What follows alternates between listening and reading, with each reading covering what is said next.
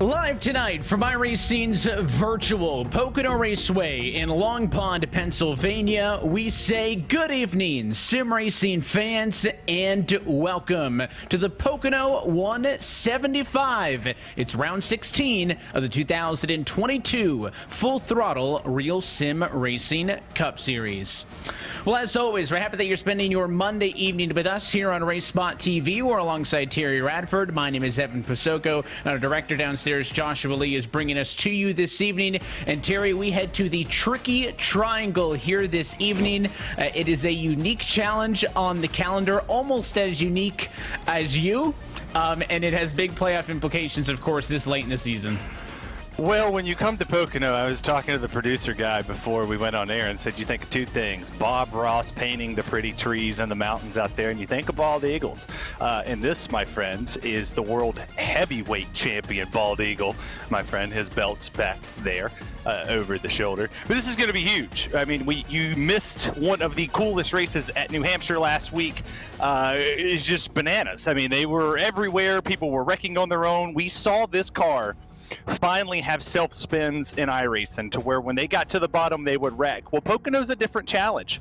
You have some similarities from New Hampshire coming into Pocono, where you go into turn 3. While it is shaped after the Milwaukee Mile, it is so much difficult to drive in these next gens because you shift, get on the throttle, go to shift back into 5th, back in snaps. You touch the seam, game over, son. You're wrecking.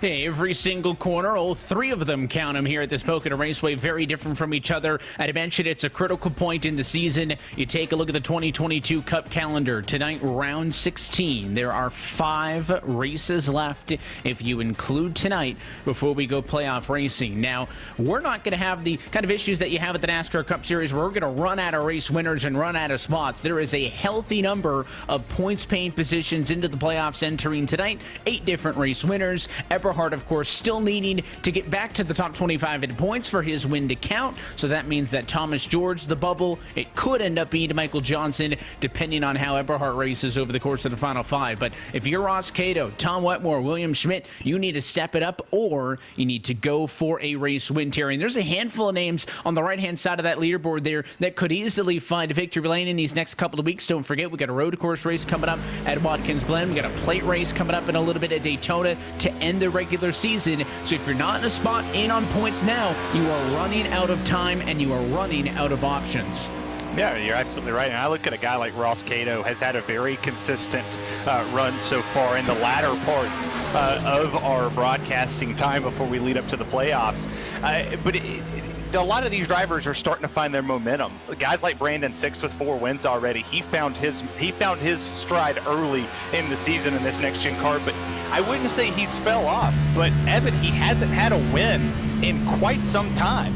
You know, he has not went out there. He's shown speed, but it's top 5 speed. It's top 6 speed. He's not necessarily out here dominating these races like we've seen Kevin King do. So a lot of the competition has caught up to him, and I wouldn't sleep on Tom Wetmore tonight. I think that's my pick to win.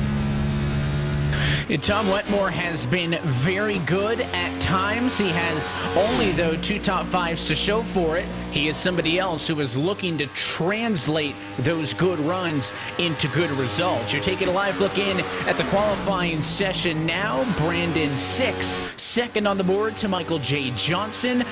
There will not be knockout qualifying tonight, but the field is full. 43 of 43 competing tonight.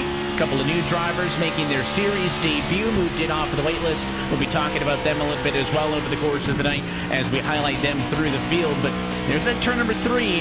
Again, the least banked, widest corner of them all, and then the longest straightaway you will find anywhere in that wide run down to turn number 1. That's certainly going to be interesting on restarts tonight.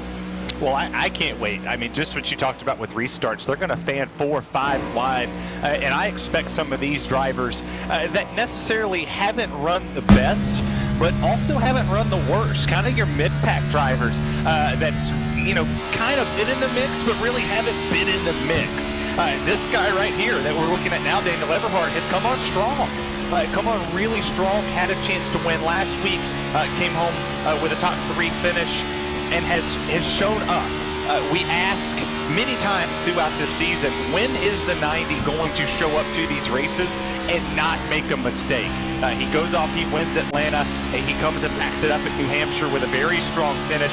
What can he do here at Pocono? Because time's ticking, and if he doesn't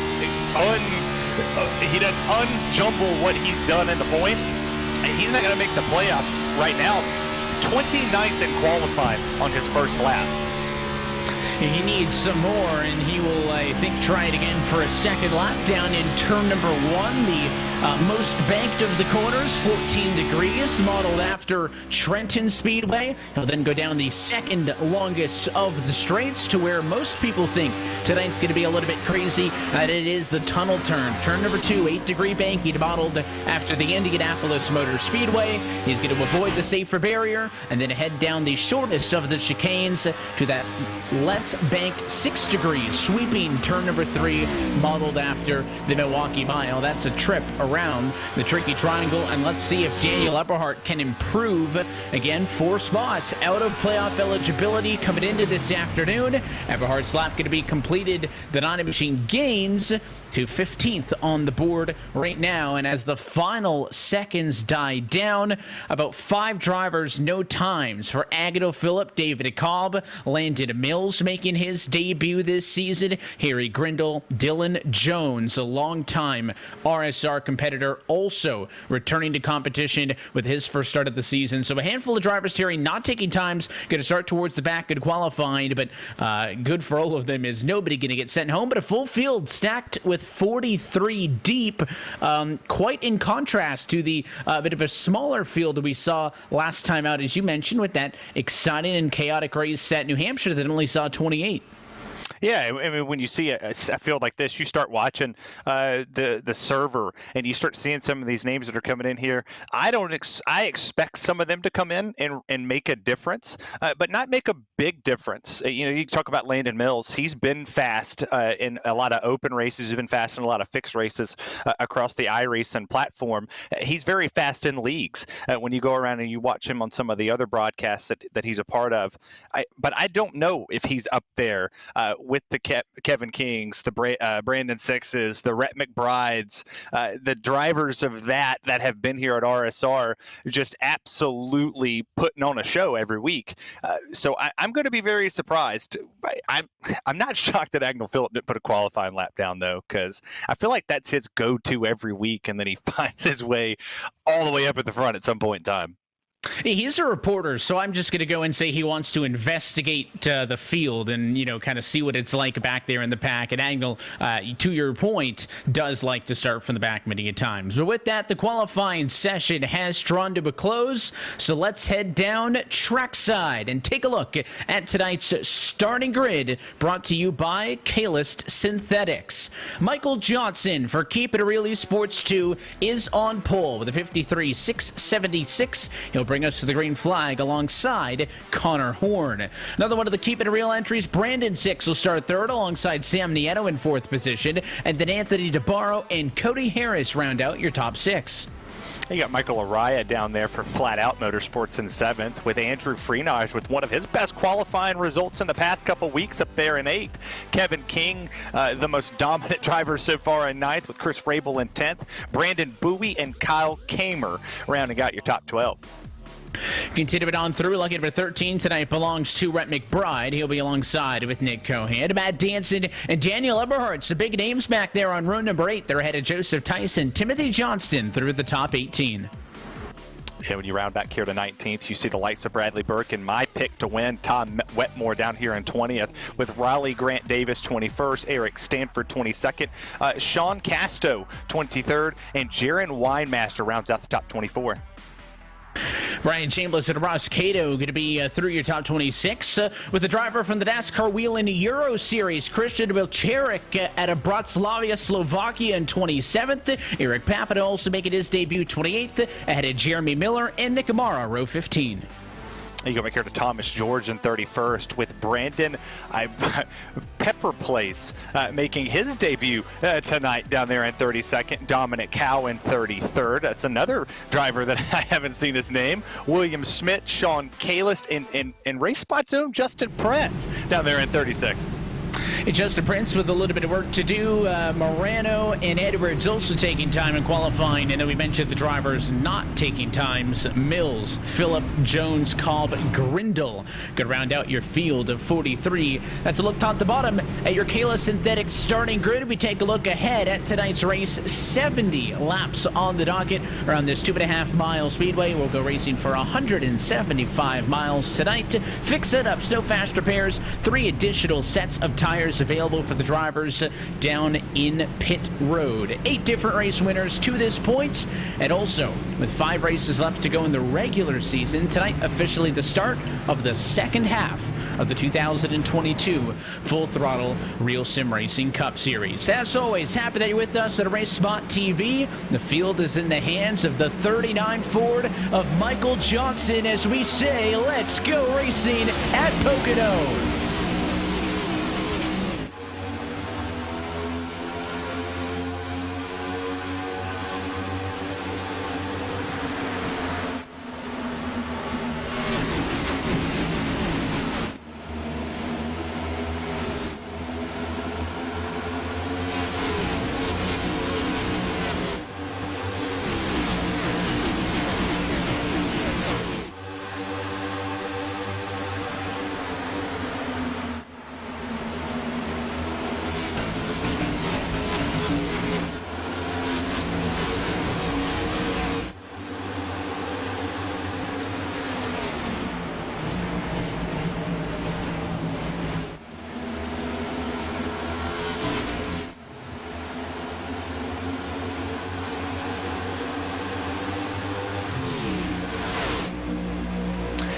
In argy-bargy, dicey lap 1, you saw Brandon 6, middle of 3 wide. He loses 4 spots in all of that. They'll try to make up for some of it, but it is Polster to Michael Johnson, tailed by Horn, leading up front. And there's the side-by-side about Brandon 6 on the inside, Cody Harris on the outside for P6. Yeah, and all of these battles have been set up by the fanning that you had in going into turn number 1. You saw a couple drivers get a little wide. I saw some drivers take a very unique approach to getting around the first lap. Nobody really trying to be, super quick off the jump. Kevin King jumps up forward on the initial lap, and you see side by side here going into turn 3. Just continuous battles all throughout this racetrack, and this is a massive track for battles. It is, and there's plenty of room for them to do battle. You can see, looking off to the back of Cody Harris. Outside, better place to be. Andrew Freynosh going to draft right up behind him. And Brandon 6 in tow will have to tuck in line behind. So after that, Harris maintains 6th. Freynosh is up a spot to 7th. And Brandon 6 has now fallen 5 positions and still counting in this race. On lap 1, Johnson was able to pull away just a little bit. Connor Horn was with him, but the top 2 had opened the gap up. That is gone. The draft has brought everybody else back into this conversation, including DeBarro in 3rd, Nieto 4th, and Kevin King in P5, all single file off to turn 3. I do want to take a look for the fans that are watching. Look at this leaderboard right now. Look at the top 10 in itself. Michael Johnson's had a phenomenal season so far. He's been very consistent, but we haven't seen him go up here and lead these races. Qualifies on pole, does his thing. He's still leading this with 4 laps on the board. You look there at Connor Horn, hasn't really been right here. Anthony DeBarro shooting it for the lead. He's going for the 2-for-1 special at Burger King. He's going to try to have it his way as the 27. He looks slow in the tunnel turn. Looking to the inside, not going to work out. Tucks back in line. Very important to try to defend. But now here come a couple of more moves. Horn looking to the inside, won't do it. But the 2 of Sam Nieto is under DeBarro for 30. It's really tight there. Squeezing the 27 to the outside, but squeezing through is DeBarro. So he shakes off that challenge by Nieto. And now Nieto going to have to go on the defensive because Kevin King trying to make his way around. 2-time race winner already this season, including last week at New Hampshire. And Kevin King now up 4 spots. He's in the 5th as you ride on board with his Chevrolet. Yeah, and Evan, you arguably can make the case that Kevin King is what Brandon Six was in the early part of this season. He's came on strong in the second half, but you see a lot of these drivers here, they're getting kind of tight. They're getting aero tight with these cars in front of them. They're catching the draft, trying to propel themselves through these corners, and no matter what they do, you see them having to back up more and more, and then they get this massive run, this massive wake of air off the exit here, and you have to be careful. We talked about this in the opening part of the show, that when you go to get back on the throttle here with these next-gen cars, there's shifting involved. There was shifting involved with the Gen 6 cars, and now here with the Gen 7 cars, it's exactly the same, but there's a touch bit, more horsepower, and RPM's going to be right behind it as Kevin King slides his way up to third. He's looking for second and potentially the lead as they go into turn one.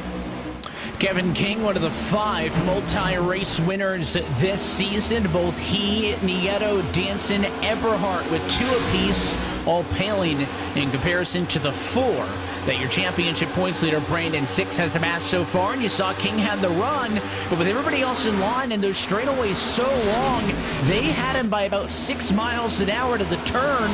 Not good execution though for DeBarro, so King on the inside might find his way through. Gets a bit of a nudge there from Sam Nieto, but to his credit, Anthony DeBarro will not roll over in that Dizzy Motorsports Camry.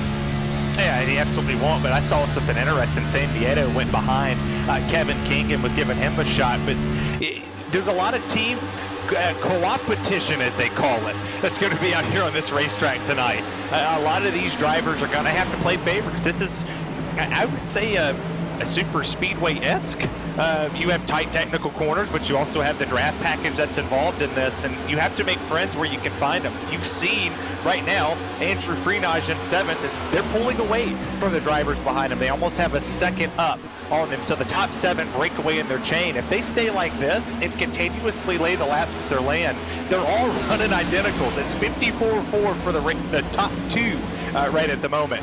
It's quite interesting to see here.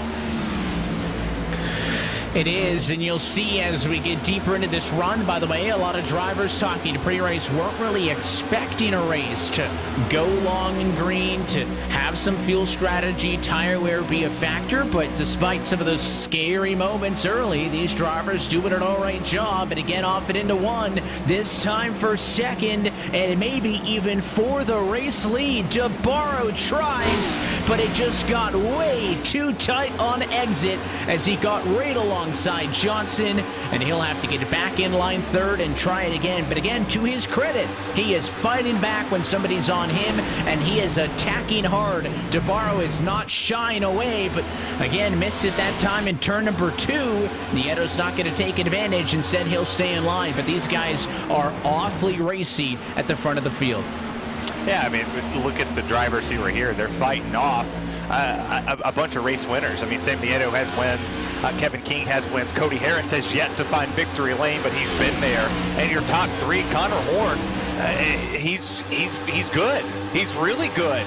And for a lot of these guys here in this top 10, I mean, you see Matt Danson down there in 11th. You got Nicholas Cohan in 12th. Brett McBride has been really strong. A lot of these drivers have to find their rhythm. They have to find it now, because the playoffs are coming. They're right over the horizon. And if you continuously just settle for a top 15 finish, that's not good enough anymore, Evan. You have to be going out and charging for top 5s. You have to be charging for wins. You have to show the competition here at RSR. I'm here to win races. I'm here for a championship, because the only people that's honestly championship form is sitting here in 4th and 5th at the moment. Those 2, how hot they've got. These are your 2 front runners for the championships. And they have both impeccable records, both drivers with multiple race wins, and certainly should be in that championship conversation if things stay as we expect. The one that I'm surprised about, working lap number 10 of 70 now in this race. You see the intervals there under Kayla Synthetics leaderboard, left-hand side of the screen. I mean, typically you'd start to think some people would spread apart, right? But 10 laps into this race, your top 8 still within a second of each other. And pinch me if you've heard this one before. DeBarro to the inside for second on Horn. Although the 67 67 didn't nail the exit, and here comes Kevin King. 3 wide to the inside in turn 3. And Kevin King wants to go for the 2-for-1. He gets around Horn. DeBarro fighting back, not going to roll over, and they're going to drag race all the way to turn 1. I tell you what, Anthony DeBarro, early part of the race, 10 laps in, he ain't backing down for anybody. You could call him Tom Petty tonight because he's all over this track. You try to get around him, he's on it. Look at him getting the run in 1. The 67 gets a run here. Connor Horn's going to the bottom. He fights it on the outside, gets on the throttle about a 1/10 of a second faster than the 67 did. And look at him shoving that 31 into the tunnel turn. Awfully dangerous, but I don't think he cares. He wants to win. That is all he cares about, is winning this race. But despite everybody's best efforts, Johnson from pole has led every single lap thus far. Michael Johnson, an interesting somebody to talk about as well, right? Representing Keep It Real Esports 2, one of the top teams, only 29 points off of Flat Out Motorsports in terms of the team championship, 14th in the regular standings. But when you weight that to include race winners, he is on the bubble coming into this evening, and a race win could be huge for the Bar Racing Network Ford Mustang. He has had opportunities to win races this year. As I mentioned, he's got 2 top 5s, 4 top 10s thus far. Looking for that little bit extra, and you got to wonder, is he really that much better, Terry? Or I think his track position comes down to having gotten the better qualifying lap. I think anybody in the top 5 could win this race, and Kevin King wants to lead it right here, right now. To the inside in 3. King is going to clear on the bottom. What does Johnson do? He'll come right back up top, and he'll have the speed to play defense. Yeah, and that was a huge moment, too, because you think the bottom hasn't really worked here for these passes. You've had to get some help behind you to really work it off the exit of turn 3 going down this long straightaway. One's a little bit different. That outside, it works, but you see the dirty air. The 31 went up to block. He played defense there. He played defense a whole lot better than my Tennessee Titans have ever played. But here goes Michael Johnson. He goes back down to the bottom. He'll get the preferred line in the tunnel turn, which is right against that yellow line. We'll see what he does here, as it's 2 by 2 for the first 2 rows, and then you go back to 2 by 2 again. So 3 rows side by side all the way through this. Almost looked like Johnson wanted to get behind Kevin King, but then Connor Horn pushed him up the inside, and they are side by side times 3 off of turn number 3. All your top 6 engaged in a battle, and for the first time, new race leader Kevin King leads at the end of lap number 13, but will he be able to break all the way through? Johnson still on the bottom, and even if the 39 can't get him, DeBarro's going to be hot on his heels regardless. We know Johnson not going to be afraid to fight back, but we also know DeBarro's been putting up a number of fights so far this afternoon. You're looking off to the left-hand side, a race leader King, and right there, a huge bump courtesy of DeBarro will finish off Johnson, and King now pushed way out in front. Yeah, but look at this dirty air that's going through here. You talked about it a while ago when, did you think Michael Johnson was the best car right there to lead the race? No. And track position is massive. The leader of this race is going to dictate the pace no matter what, and it depends on how racy the drivers are behind him. You see right now, he's getting attacked. His car is going to handle very differently compared to what it would up there in the front. It's a little bit of a gap because of what DeBarro did for Kevin King there, but he's potentially going to get swallowed up like you saw at a Talladega or Daytona Hill. He went way out in front, and now he's going to get it. You see the 88 of Andrew Freenage. He's battling Cody Harris right here. This is a battle for 7th place, and Freenage, unfortunately, stuck on the bottom because here comes the 29 of Chris Rabel, who's also looking for his first win of the season. There's a lot of first-time winner potential in this field right now. Yeah, the race winners will not exceed playoff positions, but that does not mean that race wins, especially from new drivers, many of which, again, have only seen 8 different winners over the course of the first 15 races this season, leaves plenty of talented drivers still looking for wins. It doesn't mean that a win still wouldn't shake things up in terms of who's going to fight for the Full Throttle Cup in 2022. But at least up front, a little bit of separation. We'll see how long it's lived, and look out, Andrew Freenach sideways into the corner. Looked like he may have checked up after Rabel got on the binders in front of him, and it was a great save. Not only did he not lose the race car, he doesn't even lose a spot as he hangs on to 9th, and again a checkup. It seems like Cody Harris wants to lift much earlier into the corners than anybody else, and is checking up Rabel and is checking up Freenach, and just kind of keep an eye on those guys into the corner. The 28 is always checking up sooner than anybody else, and it's making things a little bit hairy here in the middle to the tail end of the top 10. Yeah, he looks like me in a truck race in here. I kept getting ran over because I checked up a whole lot sooner. I was trying to back the corners up to save the tires. But it's interesting because you see all these different lines. You see drivers sliding up in front of each other. And really just, I wouldn't say play mind games, but they're just playing a game of chicken. And you know, roughly 180, 190 mile an hour. Who cares? Not a big deal. You can play it with the cars. It happens. But DeVaro goes to the outside there, gets the run off the exit. And Sam Nieto's looking like he's about to lose the position to Daniel Eberhardt and potentially Cody Harris, depending on what they do here in the tunnel turn. Man, I'm just impressed that Andrew Freenach saved that car because that thing looked like it was gone. Yeah, I thought it was done too, and not only, I should say, did he do a good job of saving it, but also kudos to Matt Danson, Nick Cohan, Brandon Six. Six and Cohan, I think, nearly wrecked each other as well as they were lifting to avoid getting into Andrew Freenach, and you can see that light blue number 88 car going to the inside on the Long Pond straightaway, running off to 1, trying to get a move on Harris, or I should say Rabel, behind Harris, and as he dives off and into the corner, he is clear. So Freenach going to go back to where he started this race in position number 8.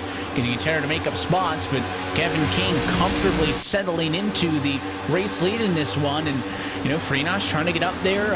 Of course, the 4-time defending series champion, the best driver who has ever got behind the wheel in the Full Throttle RealSimRacing Cup Series. Still looking for a little bit more out of his 2022 campaign, I should reference. Only 1 race win so far this year for Andrew, well below what we are used to seeing out of him. That one came on the concrete back at Dover in May. Man, you almost sent us back in time. 2000s was a good year, though.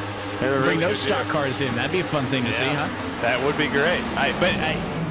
We're getting to that point now. We've seen a lot of these drivers fuel saving potential going out and just being different. Let's play hypothetical for a second. Say we don't get the magical yellow flag that comes out every now and again, that little rag that flies from Barney, and we continuously stay green here. All of these drivers that are sitting right now behind Kevin King, if they were doing it, you're saving fuel. You're not burning what Kevin King is. You're content to sit here and go, yep, let this 31 lead. He's had enough wins. 2-time winner. He doesn't need any more, but Connor Horn wants one. He wants another win.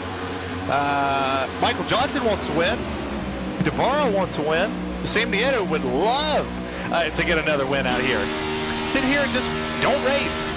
Just push him. Let him burn it up as Matt Danson's under attack by the 66 here. And that almost got scary. I thought the 6 was about to just wipe him out there.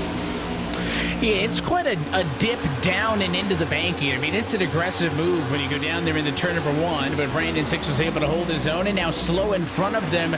Trouble for Cody Harris. Look at Danson swinging to the inside, and major issues. What has happened to Cody Harris?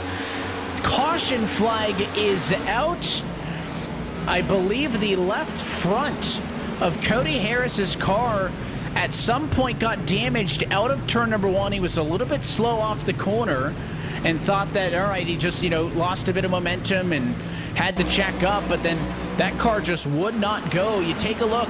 This is off into turn 2. There's Danson with a big move, and then, again, just something wrong with Cody Harris's car.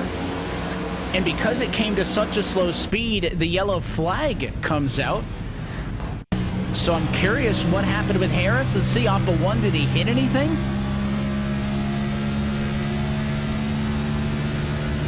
And it sounds like he's still full throttle, so what happened? Wonder if he missed the shift or something. He might have money shifted it. I think he money shifted it down to 3rd. Well, the car is shifting. The car's under power now, driving around under the yellow. And right there, coming through, Justin Prince tried to go high on Harris and got himself into the wall. So somebody else gets a piece of this, and we have our first yellow of the night, which is not, I believe, going to be in the fuel window. So this will make things really interesting. The lap number 70 number was talked a lot about from the drivers because the 70-lap race meant a one-stopper. Pity now, if we do see cars in with 49 to go, is outside that window. So this thing could get funky. I would expect that these drivers would come in and take tires. Granted, it is outside of that, but you had to think. We're going to be, 50 laps to go here. That's where we're sitting at now. I wouldn't expect to see anybody stay out because you would be an absolute sitting duck. Yeah, pit road is a busy place here. Everybody's going to come get 4 tires and fill it full of fuel. But this might make it interesting to see if maybe some of these drivers potentially just come down if it stays green and just get fuel only and take us to the end. So let's see what happens on pit road. It is basically every single car down pit road. How do they navigate this? Of course, your pole sitter all the way down to the number 1 pit stall. That's Michael Johnson. Can he get back into a good position here? It looks like drivers going for 4 across the board. And as they race off of pit road, who's going to be the lucky guy? First off, is it Connor Horn? All the way up front, it might have been DeBarro instead. How about that for Anthony DeBarro? 4 tires stop, and he will leave pit road first of the drivers who take service. Brian Chambliss, though, being scored ahead of him. We should note that Chambliss came down pit road, guys, but he missed his pit stall. So I'm expecting Chambliss to come back around, and that would give the race lead to Anthony DeBarro. He did that all last week. Confused the mess out of all of us. He's coming down pit road. He wanted to lead the lap. He's going to come around. He didn't even get the lap led. Yeah, he will. He'll stay out here. He'll come down. He'll take the EOL to the back of the line. He did it all last week. I'm not surprised. Going for the points. That 1 point. Yep. Get the bonus point for leading the lap. And you're right. If you don't come down pit road at all, you cannot pit. Not this time by, but the next time by. But if you have been on pit road, you can pit that 1 extra lap later. So if he pits now, though, he's not going to lead the lap. And yeah, he's not going to get a point out of this because he's going to be forced to slow to pit speed of 55 miles an hour. Pace car speed, though, is 75. And Anthony DeBarro will lead the lap, and Brian Chambliss will not. So, could he won my strategy call. Could he potentially be doing this to have 1 lap extra fuel? And I know that doesn't mean a whole lot, but it does mean a lot. Caution comes out, you're on pit lane, maybe 5 or 6 cars or 13, 15 cars then wrecked or pitted or whatever, and you're ahead of them, you jump them, you have fresher tires, blah, blah, blah, it happens. Interesting note, our amazing producer found out what happened for Harris. Pedal started dragging. That's interesting. And that would explain why I thought I saw one of his tires not moving, is if his pedals were stuck and he was trying to hit the gas and the brake at the same time, it would slow the car down. That would also explain why it didn't sound like he was lifting in the onboard despite losing speed. He must not have swapped them to Wumbo before he started this race. I think that might have been his problem. Yeah, it could have been, it was, you swap them to Wumbo, they never break. And this is well known in the garage, of course. So unfortunately for Cody Harris, that error means that he has to claim responsibility for the caution. He'll go all the way to the end of the longest line. But the good news for him is he's still in this race. Yeah, and no damage. I mean, that's the good thing, right?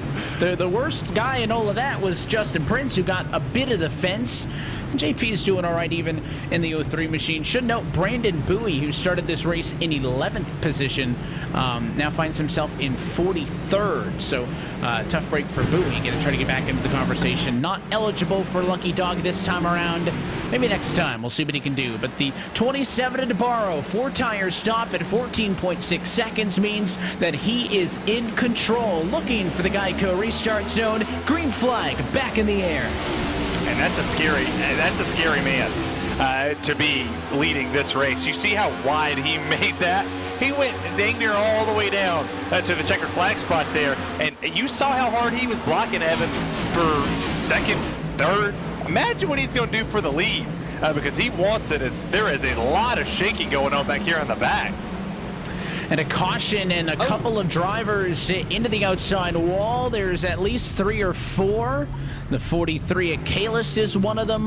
Winemaster also stopped. Morano is up against the outside wall. So what happened in the midfield in the run down to turn number 1? I think Winemaster's 48 may have been near where all of it started. And many of the other drivers that involved collected late. And Winemaster also now claiming responsibility. And you can see basically a ping pong ball in the middle there was Jaron Winemaster. He jumped up and suplexed George into the outside wall. And let's watch it again. You'll see how the other drivers get involved. Well, he didn't play ping pong like Forrest Gump, but he goes down there, bam, bam, thank you, ma'am, and then just absolutely bodies Thomas George. Like a match with Brock Lesnar, and that's a hard hit for Thomas George. I think he's, a Lightning McQueen tire.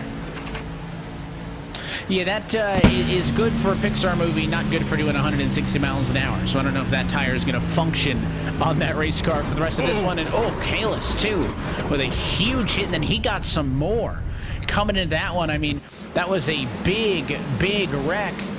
I'm still trying to see what happened with the 37 of Eric Papineau, who also went into the outside wall. I think he got a really late piece of that one. He also had a very hard hit. I believe that has destroyed the left front of the 37 machine. Another one of the new drivers for SG Esports at Williamsburg, Virginia, coming into the series for the first time here tonight. He almost got cleared here, but we'll watch this wreck, and he's going to get just nicked on the way by in the quarter panel by Winemaster or a part of Winemaster's car, and then he's going to get hooked into the fence as well. I mean, you just see this replay here from the aerial coverage, and you think it's all going to be willy-nilly. He's up here. He's right behind the 44 Lariah. That's tough because it looked like he was clear. And just small contact, and then we've seen that a lot with these next gen cars. Just the bare minimum of contact to the right rear there just sends that car in whatever direction. It doesn't matter, and that was a tough hit for him because, well, it's early and he was in a good spot to potentially jump up and miss that. You're up 5 or 6 positions. And of course, he's lucky he was able to get into pit road with that right front tire damage. One thing I don't think's talked enough about is when you get that impact into the wall with this new damage model, is some of these race cars can become very difficult to drive when a tire's broken ajar or broken off. So he really had to limp the Meineke Chevrolet to pit road, but he was able to get there. Not sure what he's going to get out of it, though, in terms of trying to continue this race. He is stationary on pit road along with Jaron Winemaster, Eric Papineau, Thomas George, Sean Kalis, all down pit road. That I'm expecting, but what is Kevin King doing on pit road? Kevin King comes in after having led a handful of laps tonight, and he has been stationary in the box for quite some time. So Kevin King also, through all of this, forced down pit road. And he is now going to go all the way to the end of the line and give up all that track position he had, spending 45 total seconds in the pit box. Yeah, I don't see any damage on that thing. Maybe he had to pee. Yeah, I mean, sometimes you got to go. Sometimes the wheel comes off the desk, brake pedal gets stuck, right? In the instance of what we saw earlier with Cody Harris, things happen in sim racing, and Kevin King is back, and well, now we're gonna have a show. I promise you, if the race leads boring, just look for Kevin King, because he is gonna rip through this field. And talking about guys ripping through the field, your biggest mover so far tonight, the number 26 machine of Landon Mills. Talked about him earlier, representing the team at Lake Forest, Illinois. His first start this season in the Full Throttle RealSimRacing Cup Series, did not take a time in qualifying, and he is driven from 39th on the grid to 16th. He is your biggest mover in the field in the Battle Beaver Chevrolet Camaro. One of many big movers. In fact, Dylan Jones up 23, Harry Grindle up 20. So a lot of drivers making their way through the field, none of which all the way up yet to Anthony DeBarro, your race leader, was able to lead off the last restart. We'll see just how aggressive he wants to be on this one, now that he's got the defending champ alongside him. Freenosh will restart P2. Yeah, I got a crazy idea, though, because you mentioned his name and then where he's from. For the championship guys, for like the playoff dudes, let's make a video of just the hypest of the hypest, like old Michael Buffer or something.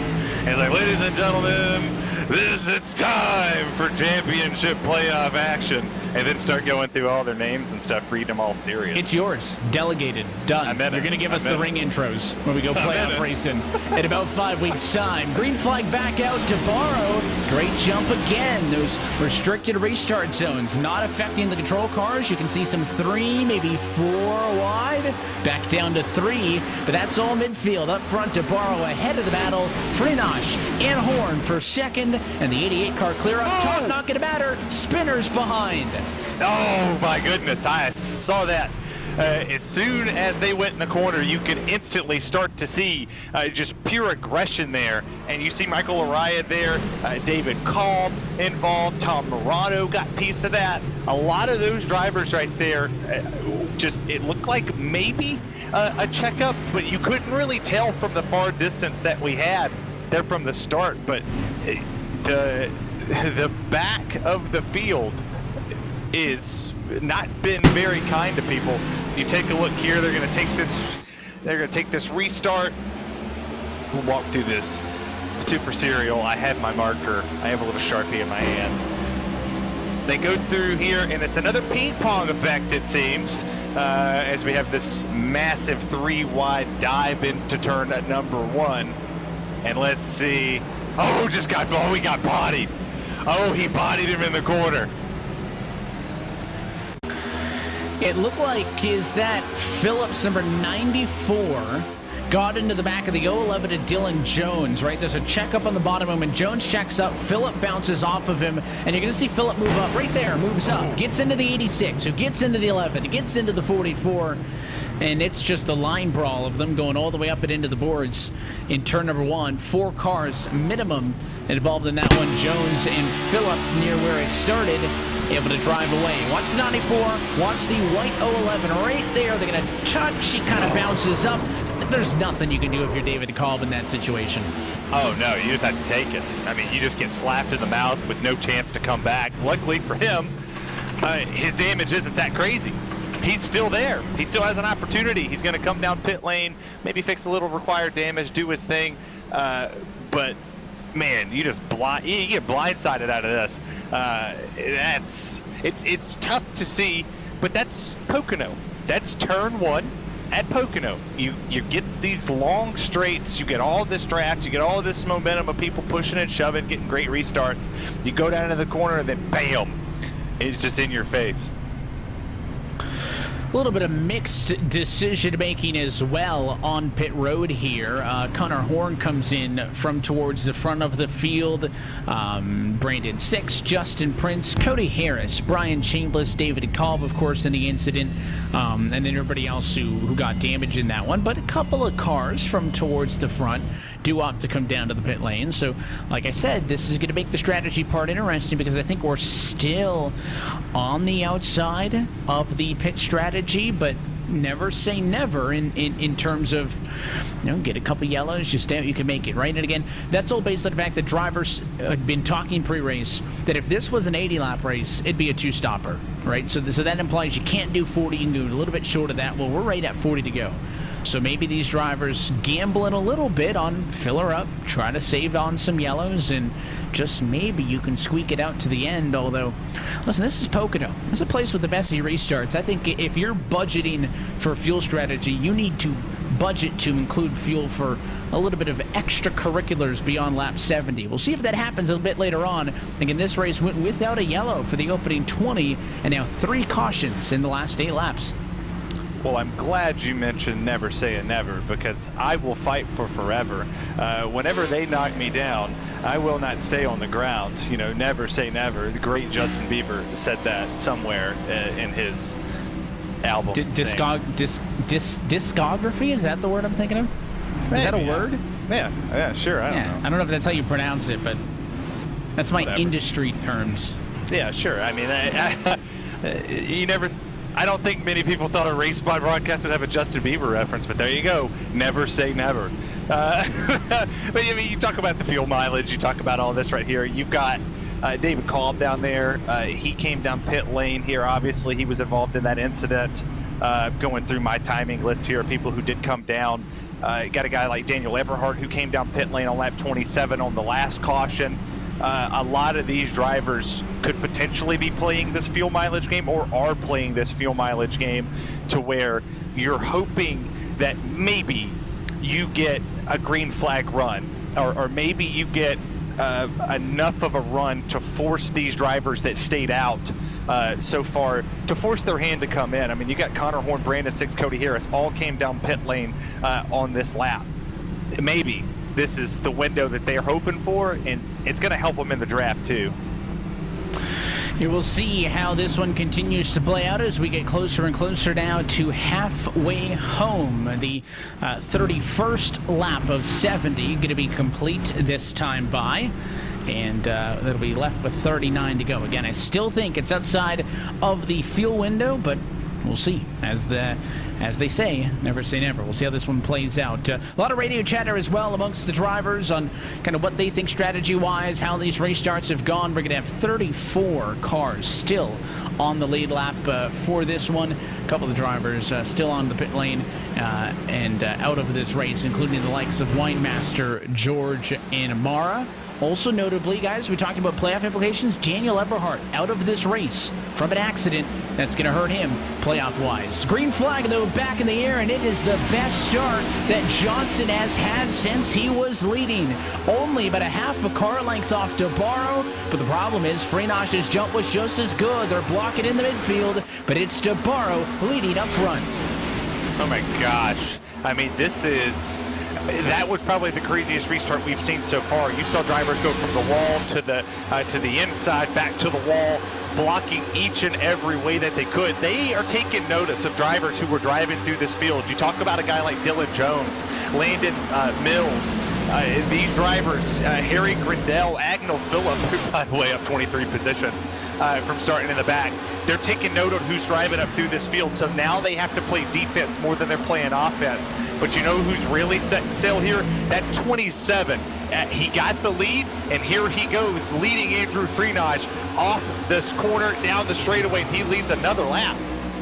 And he has got more points on the line if he can lead just one more. He's now led 11. Michael Johnson led the opening 12. Of course, not only a bonus point available for leading a lap, but an additional bonus point available for leading the most in the race. That could be big if that 1 point just so happens to make a difference between being in the playoffs or not in a couple of weeks when we finalize the field that'll fight for the championship of this season. But we've talked about Freenosh, right? So many times Freenosh Freenosh has dominated 7 wins in a year, 8 wins in a year. He sits at 1 in 2022, and you know, I think was a fan of the fact that they ended up giving these cars a little bit more horsepower than they were first talking about, but has been very open with us when we've talked to him this year. He's still not a huge fan of it. He wants the 900 horsepower. He wants that kind of a car and is still learning, but tell you what, it's been a while since we've seen him just cruising in P2, and Freenosh has got a good chance at winning another race here this afternoon. It all comes to being smart, right? I think, and we mentioned this earlier, Terry, you know, anybody in the top 5, top 6, top 7 could probably win this race, right? I don't think anybody's standing out as being way faster. This one's going to come down to track position, making the right race starts, and getting those top spots maybe on pit road or strategy when it's necessary. If you're in the ballpark of the race league, you could win this. It all comes down, I think, to execution. No, I mean, you're absolutely right. You saw it in the Cup Series, right, last week. It came down to execution. It came down to who could get through turn 3 the best. Granted, there was a little bit of a boot, scoot, and boogie in that thing, but execution. Execution paid out. You put yourself in that position to get there, and that's what a lot of these drivers are looking for. And you're right. We have not seen that 88 run up front consistently throughout the entire year. We go back to Dover, caution's out. On the front straightaway, Sean Kalist in the 43 car. There he is, up and against the outside wall, and doesn't look like it's too torn up. So we'll see what happened with Kalist. Coming to the end of lap number 33, off of turn 3. Was running back in 35th spot, and let's watch. He's on the outside, coming off the corner, and yeah, just got the. Actually, wasn't even the safer barrier; it had already gone away, but just got a little bit of the fence, came down and tagged David Cobb. Cobb is, I think, very fortunate he didn't also get collected. It ends up being just Kalist who goes around. Let's watch it from his perspective. Yeah, you see him. He's going to come down into turn 3 here, and let's listen to his throttle trace. It gets a little high, which is good. Works it back lows out on the outside of Cody Harris for a second. Cody bobbles a tad bit. He lifts, and that lift pushes him into that wall. Like the moment he lifted, he didn't stay in it to have the momentum and the throttle to get back down. But I tell you what, one of the most genuine guys I've met on this server is Sean Kalist. Whenever Kalist Synthetics came on board here, I wanted to try it. And I reached out to him and I said, hey, let me know what I can do to get this product. Like, I work in the oil industry. I work on cars all day. And I want to know how I can better serve my customers, how much I can help them with their vehicles and their motors. And he made sure that he walked me through each step of how to go through the process of ordering off of KaylaSynthetics.com. Where I was looking, helped me with the guide. He truly had great customer service through the whole process, and it's a great brand to have out there. And we are going to cross over to halfway now. So do we have anybody else jumping off on strategy, mixing things up? A couple of more drivers to the garage, I should note. Michael Araya out of this race. Harry Grindle out of this race as well. So a couple of drivers done. It's about a fifth of the field that is gone behind the fence. And I think that's about the level of attrition that we had expected to see coming into this race, but not sure we're going to get too many takers. Everybody up front's been out there for about 15 laps so far. Let's see, maybe not. They think they can get to the end. Second guess from Johnson, but eventually he does come in to borrow Freenosh Johnson all down pit road, and Sam Nieto from fourth. Get the first driver to stay out as the vast majority is down for service. That was peer pressure. That was solid peer pressure right there, because Michael Johnson didn't want to go with the herd, and he wanted to go with the sheep. He wanted to go with the stragglers that are out there, and he didn't. He was like, nah, everybody else is pitting, I'll do it. But here he sits. I think a driver missed the pit stall right there. We'll see. I believe that is the 20 machine. Might have missed the pits, or was that Chris Rabel? One of the drivers missed the pit. 20. Feder Place missed it. Missed it completely. Oh well. I mean, that happens. Now you're kind of, you made your bet. It's a busy pit road, right? I mean, 43 cars. That sucker's full down there. It's hard to see. I get it. Yeah, I mean, I would stuck now. Yeah, I'm not going to lie and tell you that I've never missed pit road. In fact, it happens more than I would like to admit on the service. So tough break for Brandon Fetterplace, of course, behind the wheel of the number 20 machine, another name that you might be thinking if you've tuned in with us before. Who's that? Well, making his 2022 debut at Cincinnati, Ohio, and had been doing an all right job. Started way back in 32nd position, but at the time of the caution flag had raced into the top 20. Certainly the missing of the pit stall going to be a setback for him, but there's a little bit under halfway through this race to go. I'm curious if he's going to decide to stay out at this point or if he's just going to bite the bullet, get down pit road, and just kind of ride with it. But your top 7 stayed out, 8 if you include Fetterplace, who pitted but didn't receive any service. Nieto, Danson, Kamer, Horn, Harris, Cato, and 6 are the 7 drivers who stayed out towards the front of the field. First driver off pit road with service was Chris Rabel, and a lot of drivers, Terry, took 2 this time. Rabel on 2, Johnson, Casto also on 2. A couple of drivers went for 4, Freenosh and DeBarro, but this is really the most jumbled up we've seen the strategy all night, as Fetterplace does indeed come back to the pit road this time. Yeah, I wouldn't say that tires don't mean much, but you're not necessarily gonna make or break it. I'm gonna be shocked, and we can timestamp this if somebody's watching it and goes, Terry's an idiot. That's 90% what I get in the sim. I'm going to be shocked if these 2 tires drive through this field. I'm going to be very shocked. I think they even out with the drivers who pitted on lap 31. Not necessarily the ones that pitted on lap 21, because we've seen some green flag run, but the drivers who pitted on lap 31, we really haven't seen a whole lot of green flag running. We've seen caution, no heat cycle, caution, no heat cycle. So I would expect that the 2 tire guys not necessarily just going to go up here and just blow by these drivers. The lap 31 drivers might blow by Sam Nieto and Matt Danson here, but I don't think they're going to make too big of a noise here. They might get aggressive and they might pique the interest, but I don't think they're going to do much. And we'll see, do these yellows continue, or can you see some green flag laps out of this one as we get set for the restart, coming down to about 32 laps to go in this race. Should note Sean Kalist claiming responsibility for the last incident, so he will get the 1 penalty point associated with that. Pace car, though, going to get out of the way this time. And how about this interesting decision for the 2 is Sam Nieto. He is going to be up on the outside of Matt Danson, so we'll see how he navigates things from up front. Remember, old tires across the drivers inside of the top 7. Pace car off and in, waiting on Sam Nieto up front to put his right foot down, and we are back underway. 32 laps to go at Pocono, and already zigzagging down to 1, trying to break the draft. You had me singing the hokey pokey in my head when you said putting your right foot on it. Side note, sorry, it's kind of random. But yeah, they go down to the 1, and you're thinking, how much do you have to defend? You see a 3 wide battle back there, but a lot of these drivers, really playing the defensive game. They're not staying in line. They don't care to. They're going down for all that it's worth. And I think we're about to go into the tunnel turn. Oh no! Several drivers involved. The caution flag is out, and when the dust settles, it is Agnell Phillip with damage, and the 27 of Anthony DeBarro is damaged as well. What went wrong for 2 of the fastest cars in the field?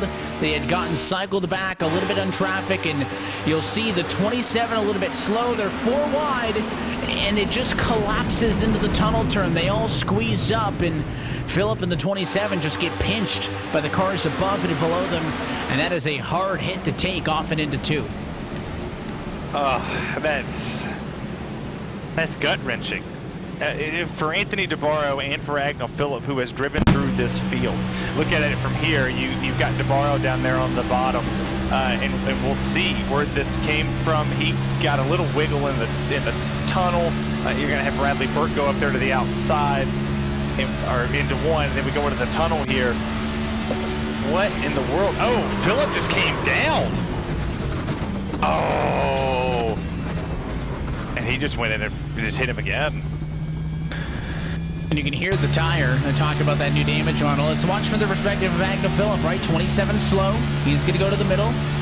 And as he gets there, he's going to get a bit of a touch up top. He just bounces off. I mean, it's hard to say that one driver moved 5 feet, the other driver moved 5. They just, 4 cars are not going to fit into the tunnel turn. And you got, Nick Cohen right down on the bottom. He's trying to move up a little bit to get into the corner. But Agnew Phillip, in the end, agrees that he probably didn't need to be the one to make it 4 wide there. He has claimed responsibility for the incident. It's not going to be a huge penalty on him because the race car is already heavily damaged. But what a tough blow for Agnew after having speed, trying to race through the field. And, him and that 27 both showed speed tonight. They're both heavily damaged after that wreck. Yeah, that stinks. I mean, it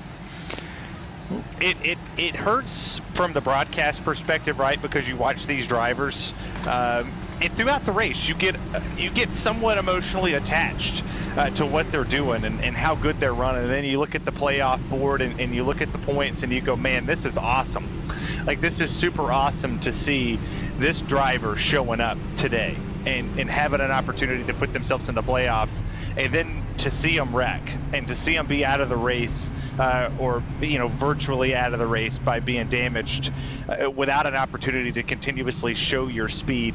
And that hurts. It isn't fun to watch people have that issue. And unfortunately, some days there's good days and some days there's bad days. And for Anthony DeBarro, it's a bad day for him and Agnew Phillip. They got to come back next week even stronger.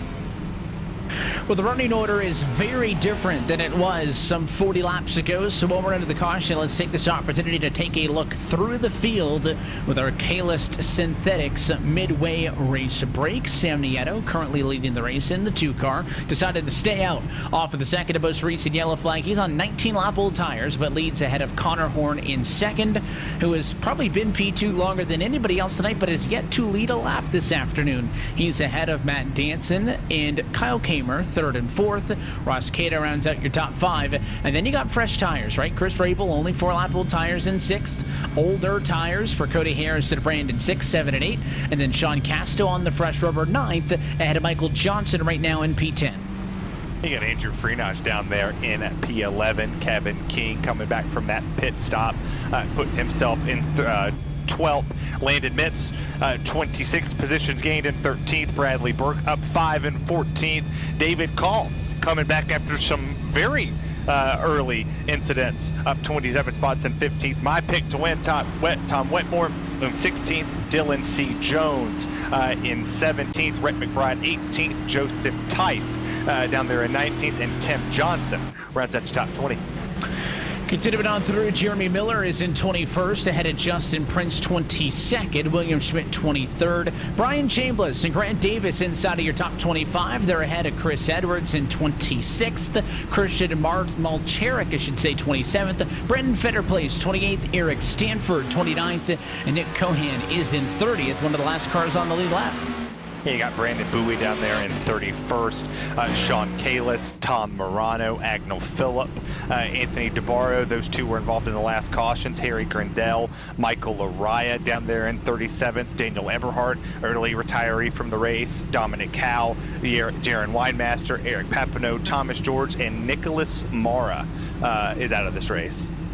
So look all the way through the field here with the drivers, of course, many of those involved in the early accidents. So way down there, our midway race break brought to you by K-List Synthetics. K-List Synthetics is an independent dealer of AMSOIL lubricants serving the United States and Canada, providing custom engine lubrication solutions to all types of customers, from private individuals to race teams, hauling fleets, and everything in between. They have the products and expertise to help you save time and money. Dealer number 300-71815. K-List Synthetics, the authorized independent dealer of all your favorite AMSOIL products. Pace car going to be off it in this time. Let's try it again. Caution to flag number 5. Going to fall to the wayside, and the laps to go continues to tick, tick, tick on down. This time, 28 laps to go. Sam Nieto once again wants to start from the outside of row number 1. Green flag back in the air. See if we get another crazy restart down there into turn 1. Oh, they're already starting to fan out in the back pack there. A little bit sideways there on the straightaway, working into turn one. And you got a lot of drivers here fanning 3 wide into 1. That works, but Evan, like we just saw, you better funnel it back to single file going into the tunnel turn. And the tunnel turns where things tighten up, and obviously not listed into the back there. They are way 3 wide, way back in traffic. It's Nick Cohan trying to be the disturber back there, but they do eventually get to 2, and a couple of cars into the wall in the tunnel, back of the field. No spinners, though, just a couple of wall riders. This race will stay green, and up front for the race lead, Connor Horn underneath Sam Nieto. Nieto tries to cut back to the bottom. He can't do it, though, because Kyle Kamer fills the gap, and new race leader for the first time tonight, Connor Horn to the top of the board. Yeah, Connor Horn has a race win on the season, and now he gets to go up against Sam Nieto here for the first place position. You got the 38 of Matt Danson worked his way past Kyle Kamer for P3, and look behind them.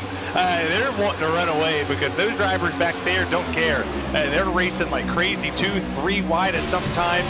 Here we go with Ross Cato and Chris Rabel fighting each other in the tunnel turns. A burp of the throttle there for Rabel. It's going to give the 12 of Casto or Cato a chance to get to the outside and get away with it. And let's see if he's able to use that opportunity up on the outside line. Almost clear. Rabel trying to fight back, but indeed, Ross Cato shakes him off, hangs on to 5th. Cato up 21 positions. Hard to believe that that's not even the biggest mover. Biggest mover in the field, Landon Mills. We referenced his name earlier. He is up 29. He is in the top 10 for the first time this afternoon, as those top 10 cars mostly single file through turn number 1. Connor Horn, as I mentioned, up front. 5th different driver to lead a lap so far this afternoon, and of course it came no more than 2 laps of pacing after I said he's been up front a lot but hasn't led. Must have heard me. Went out to the front, and now we'll see what he, Danson, Kamer can do. But remember, all these guys up front, with the exception of Horn on those little bit older tires. Connor Horn, who pitted, had an 11-lap advantage to Nieto, Danson, and Kamer, and that might have made the difference for him making that pass. Yeah, take that, Evan Pasoko. I'm Connor Horn. I'm going to lead this race. But like I said about the tires, I thought that the 31 lap old, or the 31 guys that came down on pit lane, they would have more of an advantage than the drivers who came down on lap 36. You see Chris Rabel right there in the 6th place position. That's your highest running guy who came down at that time. And it's really not making that big of a difference. But interesting note, we talk about Landon Mills. He's the fastest car on the racetrack right at the moment. He doesn't have the fastest lap time overall in this race. That right now looks like Chris Rabel is holding that distinction. But for the time being, a 54.0, while the rest of the field's running 2s and 3s and 4s. That's pretty good for being in traffic and having to back yourself up to somebody else's corner. Should have been any shock that Mills has got speed, when he's running through, the Road to Pro ladder and in some of the other leagues here on the surface. So Landon Mills certainly new to RSR, but not new to running up front. And he wants to get into this. Look at that, almost 3 wide as Chris Rabel made the dive bomb down the inside, trying to get up and underneath Kevin King. Remember, King was up front earlier in this race. Started 9th, was able to at one point go and lead 9 laps, but then had an extended stop on pit road. Dropped back to 35th, coming back, and look out, 6 is on the apron in the tunnel. He catches that race car, but he's going to lose a bunch of speed, and Landon Mills going to go for the pass underneath him, and Landon Mills now to P8. Maybe he should have ran all season long, because that's a good run here at Pocono, and Brandon 6 looks absolutely uncomfortable behind the wheel right here. I mean, you start to see that car breaking a little loose. You see that he lost straightaway speed. That's a big point that we kind of overshadowed here at Pocono, is your exit, your entry center and run off these corners really sets up your speed for that long run down the straightaway. In the moment you miss or you bobble somewhere in there, it takes you about a lap to pick that back up, and you can't overshadow that as the race progresses, because force your opponent into a mistake, force them to overdrive the corner, you pass them right on down there and mosey on down to the checkered flag. Looking off the right-hand side of Matt Danson, you can see the two-car almost all the way through and around. Matt Danson, of course, two-time race winner already this season on the road courses at Circuit of the Americas, and most recently at Road America. Earlier, I guess I should say later, last month, back in June. But right now, still looking for that first win on a circle track, and two cars get a best him up top. Just too much momentum when everybody's in line, drafted with each other. And again, Danson aggressive on the dive into the corner. You just can't get on the gas. He's tight, he's on the door of the two. And watch this, Kevin King's just going to push the two ahead.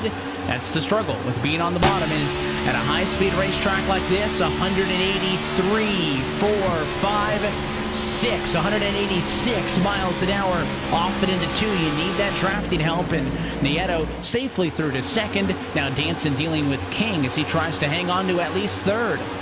Yeah, and I'm not surprised to see Matt Danson run well here in Pocono. A lot of drivers and a lot of teams kind of look at this as a road course. They played their strategy backwards. It's kind of like when guys are good at Martinsville, per se, or for the road course guys. They're very good at the braking. They're very good at controlling their shifting and understanding the marks that they have to hit. But you see this side-by-side battle. This is also of note, is that you need more than 3 or 4 drivers down there on that bottom lane to really let it work itself out, because the outside lane gets such a huge momentum shift on the outside. When they come around, they're able to carry more momentum, get on the throttle faster, and now here's Kevin King going down to the bottom. He's looking for second. Looking for more as Kevin King continues his charge at the front. Meanwhile, Danson still slipping on the bottom. So will Kevin King going to the inside be a fatal flaw? You're looking off at the back of the race leader, Connor Horn. Remember, Danson tried for second on the bottom, couldn't do it. Can Kevin King beat the difference maker? Yes, he is. Up and clear, barely ahead of the 2 is Sam Nieto. And now Kevin King back hunting down the race lead. Danson still slipping to P5. I guess the 31 and the 38 set up differently, because King was great on the bottom and Danson struggling once he made that move to the inside line. Cato going to clear him, and look out, Landon Mills shuts the door as Danson tried to get high, and the 26 forces his way through. Mills goes to 5th, we're able to P6. Danson still cannot get in line for the life of him. Yeah, this is not surprising. It's not surprising at all, because once you get trapped down there on the bottom, and nobody's your friend with 20 laps to go, Evan. If we're racing on the racetrack and the race spot commentators race and it's 20 to go and you say, Terry, come on, let me in. We're partners on RSR. Sorry, Evan, I'm passing you. I'm going to the outside. I'm going to follow the train. I'm not going to come down there and pick you up and lose my track position. And that's how everybody is right now with that 38. They know he's fast. You don't let a fast guy back in line to beat you on the long run. You hang him out to dry. It's the same principle they had with the DEI cars back in the day. Nobody was letting them in line. Dale Jr. and Michael Waltrip were stuck anywhere anytime they did anything opposite. And they're going to do that to him. Just wait till one of these drivers in the top 3 get out of the line. Mills, Cato, Rabel, they don't care. They're slingshotting right by him as caution flag is waving. Couple of cars slow. There are sparks under, I think that's Cohan's machine, and Eric Stanford also dropping down the leaderboard. So I wonder if those two cars had it coming together back in the 20s is where they were running. Let's take a look. Eric Stanford on the outside. It's Cohan underneath him, and oh yeah, it looked like the 21 just kind of came up on the 19, and as they both started spinning, they impacted each other quite heavily. When they both kind of spun back up and down the hill, they never actually got to the fence. But watch this. The 11's all the way up against the wall. Then here comes the other car there, the 18, and I don't know if the 19 was trying to get through, if he got into him, but right there, that's the hit that causes the damage, and yellow flag number 6 is out. Yeah, it's real estate at its finest here. Thought you're clear, trying to make the front gang clear. and then you obviously can't save it from there, and then it's just contact in between them, and you see him just going around because by then the tires are out of alignment. Something's broke on the inside of the car, and here he finds himself having to tow onto pit lane, and it's early troubles already. And Nick Cohan will claim responsibility for the incident for coming up and making contact with Eric Stanford. Again, not a huge loss to just make the safe move and claim responsibility for the incident because the car is already damaged. You certainly don't want to get hit with a double penalty at a post-race review. So Cohan claims responsibility for the incident. He'll bring his CJ Automotive Toyota down pit road for service. And now this sets us up. Everybody's on old tires. Some 22, some 17, some 32 laps old. Do they all want freshies to set it up for the run to the end of this race? It looks like the answer is yes. It is wholesale service on pit road. Now, last time we saw drivers in, a bit of a mixed call. Some took 2, some took 4. Let's see what the play is. This could be the final stop of the night. Yeah, I would say that this is the final stop of the night. For a lot of these drivers, you come down for 4. Brian Chambliss, by the way, this time I think he authentically stayed out to get a lap. He realized that it didn't work. Maybe that's a strategy play. He ain't coming back down. I think fuel only. Connor Horn, meanwhile, who came down from the front much longer in pit road, he opted to go for 4 tires, but that's only going to give him about the 6th best position off of pit road for Connor Horn. In front of him, Brandon 6. A lot of 2 tires. 2 tires for 6, for Casto, Wetmore, and then you go all the way to the front. Did they all take 2? It looks like 9-second pit stops, 10-second pit stops. Brian Chambliss does not pit. He made a late decision to stay out, but I think everybody else, did they all go for 2 ahead of the first car of 4 on Connor Horn? It looks like they did. It kind of looked like some took fuel only, but you know, by the pit time itself, it's an opportunity to find out. I mean, we'll tell into turn 1. Well, we'll know pretty quick. You can take a look at the last pit stop on the Kayla Synthetics leaderboard. You can take a look at what number they last pitted. Again, everybody in 54, 53, except for Brian Chambliss. He has opted to stay out. And then the number to the left of those numbers, that's the time in the box, right? So the 10-second stops, the 9-second stops, those are all drivers on 2. And then Connor Horn on 4, 7th on the back. You see 14 seconds. So he and Connor Horn and Landon Mills took 4. Likely means Michael Johnson went with 2, Cato and Ada with 4, so on and so forth. So if you're in the 14-second bracket, 4-tire stop. If you were in the 9 to 10-second bracket, 2-tire stops. It's a kind of an easy way to see. This is going to get interesting. I mean, a full tank of fuel could theoretically put you in that 9-ish second bracket. So we'll see if we'll know. We'll know the moment they get into 1 if you took tires or not. You're going to tell very rapidly on what had happened in this event. But Brian Chambliss sticking to his guns, Evan. He stays out. Last pit lap 37 laps ago. We'll see how that strategy works out. And we will wait and see. Of course, we mentioned Nick Cohan taking responsibility for the incident, so he drops all the way down to the end of the line in this instance. And in fact, not going to matter because he goes to the garage. Cohan retiring, Eric Stanford also retiring from this race. So more drivers to the garage. There are 30 left on the lead lap in this one with 16 laps to go. Now, not saying, I'm just going to throw some numbers out here. We've only had a 16-lap run in this race once. That was in the opening 20.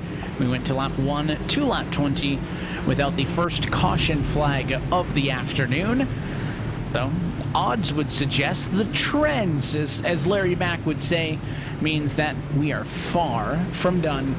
here in Long Pond, Pennsylvania. We'll see how this one plays out, though. Remember, Brian Chambliss on the old tires. Then from him on back, it's a hodgepodge of 2s and 4s.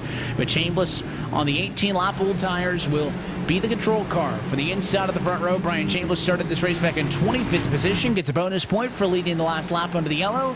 Let's see what he can do in the run down to the end of this race. Pace car down and in, 15 laps to go at Pocono. I was interested to see what the 25 did on that restart, and he proved me wrong. I really thought that he would have a mirror full of the 29 of Chris Rabel, but he did not. He got an excellent jump in the restart zone, and going into one, no signs here that his tires are a lot older than the others. The drivers behind him are racing like it is truly the last lap. Yeah, they know that it is no holds bar at this point, and how aggressive is this thing going to get, especially in the midfield where we've seen most of the 3 and 4 wide tonight. Looks like well disciplined. 2 wide that time through the tunnel turn. And a big run for Chris Rabel. Looking off the back of race leader Chambliss. Here comes Kevin King. Late dive into turn 3. And he absolutely caught Brian Chambliss sleeping with that late dive to the inside. And after falling to the rear, Kevin King is back in the lead. Yeah, he honestly there in that corner looked like a private in the Army sleeping. He was like, oh, the alarm's going off, what? Or a drill sergeant yelling at him. Kevin King came in there like a bat out of heck and moved his way up there. And I think he startled the 25 a little bit. But you see here, Wetmore's getting shoved. That's Casto. He just shoved the 51 and then moved it into the middle and almost made that stick, and they're 4 wide here. Is this going to work with the 67 way on the inside? It's a wider corner for sure. 6 is in the middle. Both he and Mills going to slide back. Bit of a check up off the corner. And the 67 horn wins out for 5th. Mills P6 looking for a little bit more. And looking up to Mills, it is the 66 of Brandon 6. Trying to get an extra spot or 2 out of this race. Is up front, cars in front to single file, and I think that move from Kevin King was the George Russell, I think, and Chris Rabel would be Sergio Perez, not knowing when the virtual safety car is coming to an end and just blowing by him. I think we'll mix in the references. We'll get a little bit of Justin Bieber in there, get a little bit of Lightning McQueen, and just a sprinkling of Formula One on top, right? Keep everybody in the field happy. As Chris Rabel now has a daunting task of trying to get back around Kevin King if he wants to get up front. And in this race, there's no surprise that Chambliss has fallen like a rock. He stayed out. He's already in 23rd on the old tires. But right now, the 2 tire takers occupy the top 4. Those 4 freshies from Connor Horn on back, not blowing through the field like I think they would have hoped. Yeah, I mean, look at, I'm seeing green, all right, on my timing sheet, which is showing me that these drivers are putting their fastest lap of the race in. For Tom Whitmore, 58, 53.8, 53.8, 53.8, 53.8, or 53.9 was 3rd on down to 7th. Laid down their fastest lap all around. You see Whitmore's times here. Awesome tool that we have here. Thanks Joshua Lee for pointing that one out to us last week, that we had the lap times that could go around. This is my favorite part of the race, is when you start to dissect their laps, you start to dissect their sectors. You think here at Pocono, from start finish line to the exit of 1, that's sector 1. Can you get good timing there? Sector 2 from the exit, or the exit of 1 all the way through the tunnel turn, and then sector 3 going from the middle of the tunnel turn all the way around to the start finish line. Can they put it all together? Right there, the 29 of Chris Rabel could not. Allowed the 51 below him, but got a great exit off the corner. And now here comes Casto working his way down, and the 29 of Rabel gives a good tow for him. And now it's sitting time for my pick to win the race. You'll see how this one plays out. You jump on board with Connor Horn. Look at the slide there by Casto. Slows things down. And now Tom Wetmore tries to get underneath, but here comes Landon Mills. Thought about the third lane, but Wetmore saw it coming, shut the door. Now he'll slide up, shut the door on Casto, and making that race car about as wide as Pocono Speedway is the 51 machine, Tom Wetmore, who is up in third. It's the highest we've seen the Tube Tech 51 Chevrolet so far tonight. Can he get that little bit extra? 10 laps to go. Oh my gosh, that started making me think a little Brooks and Dunn. Heel toe, do-si-do. Come on, baby, let's go boot scoot. They were moving each other around. The 51 and the 52 just creating a little bit of looseness there, pushing the arrow around, making that bubble of air start to pick the back end and move it sideways. And now you got the 67 of Connor Horn making his way back up here. All through this field, you don't know what's going to happen because, well, they're getting massive runs into the corners and they're just sending it. They're not taking, chill pills. They're full on rowdy here. And they are going to put on a show with the race win still up for grabs tonight. You're looking at Horn thinking about a move on the 52 as Sean Casto doesn't go for the move that time. And now going to go look to the outside. So he's willing to try it anywhere. Maybe he knows, listen, I've seen drivers try that move down low tonight. It has not worked. And up top now, he's not going to be pinched in the tunnel. And that's a nice move, nice and tidy for Connor Horn. He's up to fourth. Remember, though, he led 11 laps earlier in this race. He wants to get back up there, but the 52 might have a shot at him again. Off at 2, not the greatest exit. And instead of going to make the pass, Casto instead just gives him a shove. Mills not going to be so generous. What a dive for the 26. Way to the inside. He'll get around the 52, but he's stuck alongside Connor Horn. And what that is going to do is box Mills out. No gap on the outside. And now Casto can come right back at him, and he'll be clear by the time they get to 1. Yeah, I mean, you see him try to side draft there, but it really wasn't going to work because the draft here is huge. The side draft really hasn't worked a whole lot here, but you got the 34 here. That's Brandon Bowie. Interesting point that our producer pointed out. He was 2 laps down after a connection issue.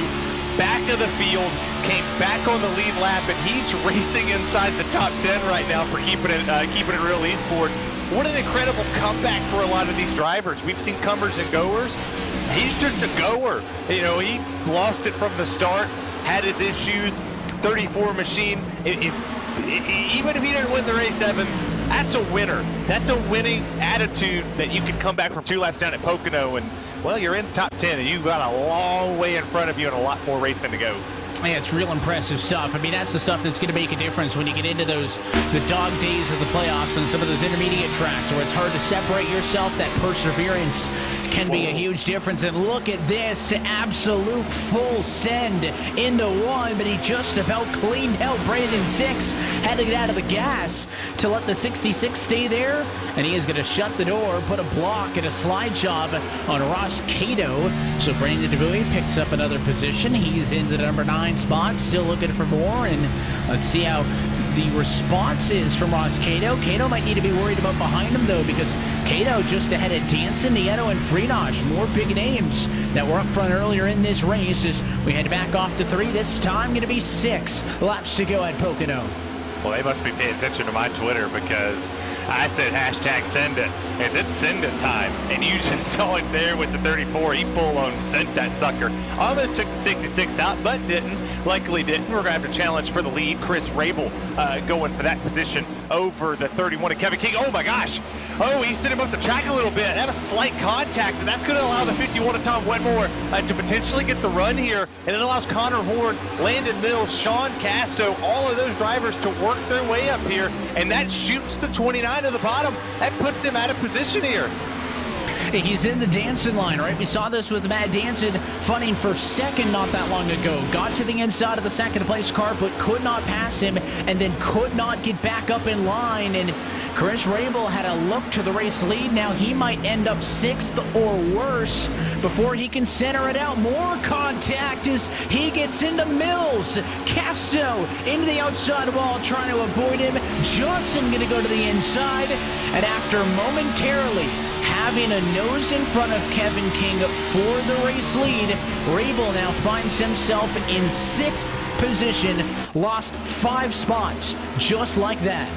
Man, this is like a no-holds-barred match at SummerSlam. Everybody going for position. You see them starting to snake down here, kind of what you would see at Indianapolis, down the shortest, one of the shortest chutes here at the Pocono Raceway, going down into the tunnel turn. No driver so far has really been able to go down there and make a pass on the bottom, but it's interesting to see. You go through this top 5.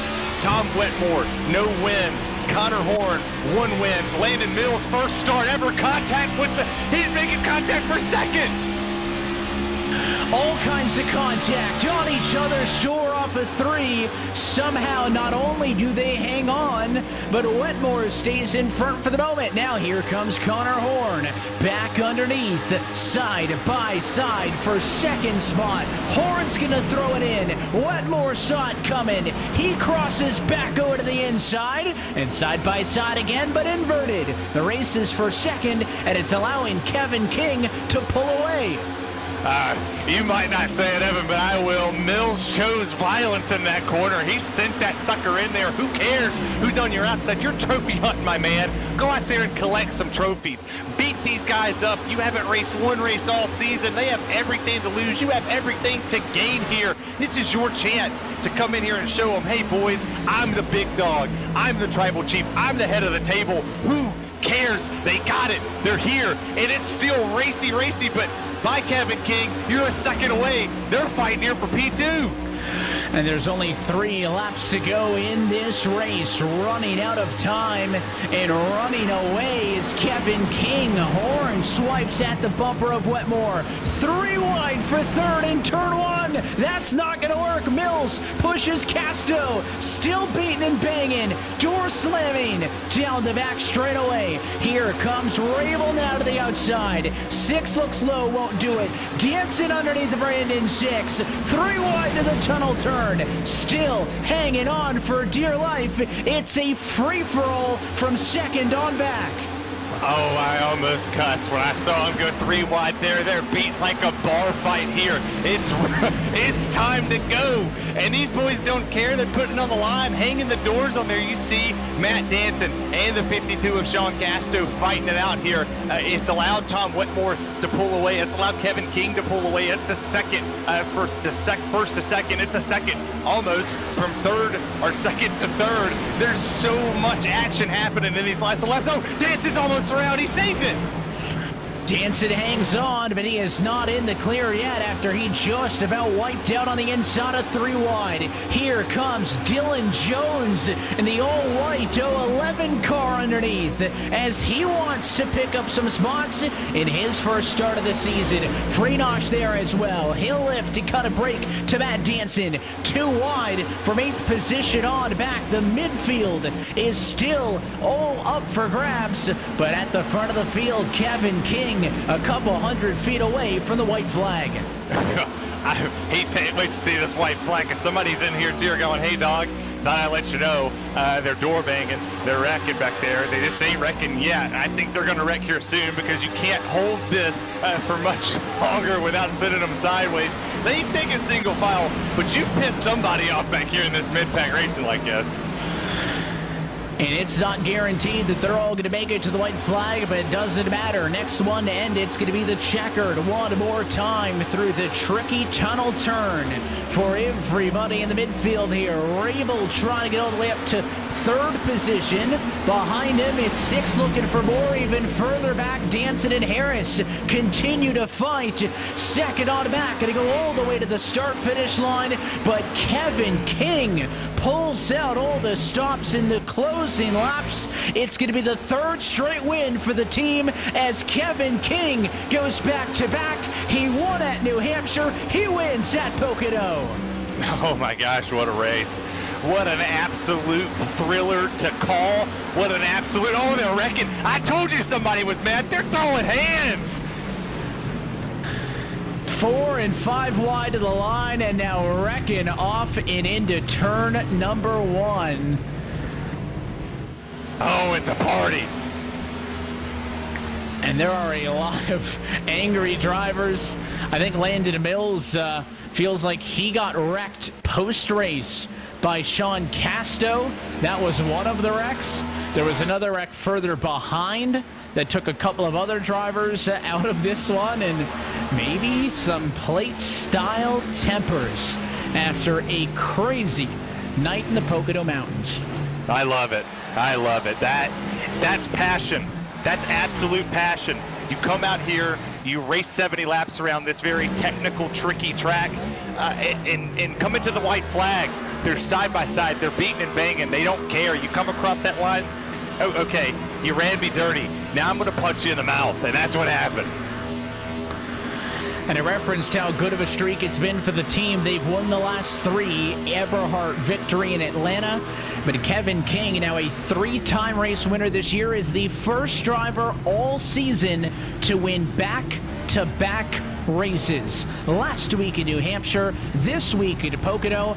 And don't look now, but Kevin King is a 3-time winner and climbing up the playoff standings. Let's take a look at your K-List Synthetics full race results tonight for the Pocono 175. Kevin King to victory lane by 1.7 seconds. By far the largest gap a race leader had all night. And it came down to him at the very end of the night as he was able to pull away from the fighting behind. Tom Wetmore, again, a great car, just shy of the win, but a big points haul for the Roadhouse Motorsports driver. He's second, and then Connor Horn, who led 11 of the laps tonight, comes home in third. We'll talk with all of them in a few moments. But keeping it really sports, a lot of representation there on back. They have Chris Rabel and Michael Johnson in the top 5. Landon Mills is P6 in his debut. Brandon 6 is 7th. Sean Casto at 8th. Sam Neal at 9th, and Dylan Jones at top 10 in his return. Yeah, looking down here at Brandon Bowie coming back from 2 laps down, finishing in P11. That's a championship run. If there ever was one, we'll circle him going forward in the season. Andrew Freenage, Cody Harris after his troubles coming back with his pedals up to 13th. Ross Cato, a great run in 14th. Bradley Burke, didn't talk about him much all night. 15th. Brett McBride, 16th. Joseph Theus or Tice in 17th. David Kolb, Matt Danson, and Riley Grant Davis with a very good top 20 finish here. Yeah, decent way for him to get back and up and into this thing. He's ahead of Kyle Kamer and Brandon Fetter placed 22nd at his debut. Jamie Miller 23rd. Tim Johnson, I should say, 24th. To William Schmidt in 25th position. Justin Prince got a little bit of damage early in this one. He ends up in 26th position. Christian Mulcherik ends up 27th. Chris Edwards 28th. Brian Chambliss 29th, and Sean Kalis P30. Yeah, you got Nicholas Cohen back there in 31st, Eric Stanford 32nd, Anthony DeBarro, heartbreaking finish after having a very strong 27 machine for Dizzy Motorsports in 33rd, Tom Morano in 34th, Agnell Phillips strong as well in that number 94 for A51 Pro in 35th, Eric Papineau starting his first race here in 36th, Harry Grindell in 37th, Michael Araya 38th, Dominic Howe 39th, and Daniel Eberhart. Another disappointing finish back there in 40th. Finishing only ahead of Nick Ibarra, Jaron Weinmaster, and Thomas George. That's a look top to bottom at your Kayla Synthetics full race results. Kayla Synthetics is an independent dealer of AMSOIL lubricants serving the United States and Canada, providing custom engine lubrication solutions to all types of customers, from private individuals to race teams, hauling fleets, and everything in between. They have the products and expertise to help you save time and money. Dealer number 3 300-718-15. Well, let's take a step down to Full Throttle RealSimRacing Cup Series victory lane, where we're a second time in a row. Kevin King victorious at a Monday night, this time at the virtual Pocono Raceway. Kevin, congratulations on the win. And I guess the first question needs to be, you lead a bunch of laps early in this race, and then you drop all the way to the back. What happened there? And then tell us about that march back up front. Yeah, so I had damage, and then I had to fix it, and then apparently I was in first gear and I let off the brakes and it stopped fixing it, and so I came back around and finished the rest of the damage repair. And then I was trying to fix my sound was having issue on my stream, and then I didn't realize we were going 1 to green, so thank goodness that other yellow came out. And then from there I just kind of did strategy, 2 tires got me up there, and then I didn't mean to take 2 tires at the end. I accidentally unclicked them after my first pit stop or second pit stop, so that was just kind of a dumb luck strategy, but it worked out because the thing actually turned, so that was awesome.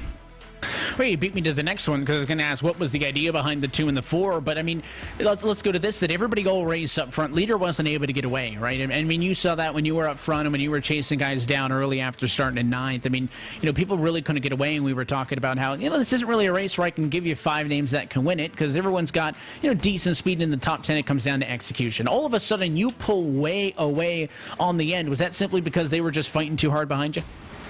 Yeah, the draft is so strong that, like, if you get 2 people side drafting, and if I'm just kind of cruising away, you're not going to catch me. You really need that 2-car pack to try to just tango up there. So as soon as I saw them racing each other, I was like, oh man, I might have a shot to kind of pull away. And they did it twice. I think they got to like 0.6 and they got to like 0.9. And from there, I knew if they weren't going to work together, which they probably weren't at that point, that I had a pretty good shot of just kind of driving away. Because at that point they weren't going to catch me with that many laps left.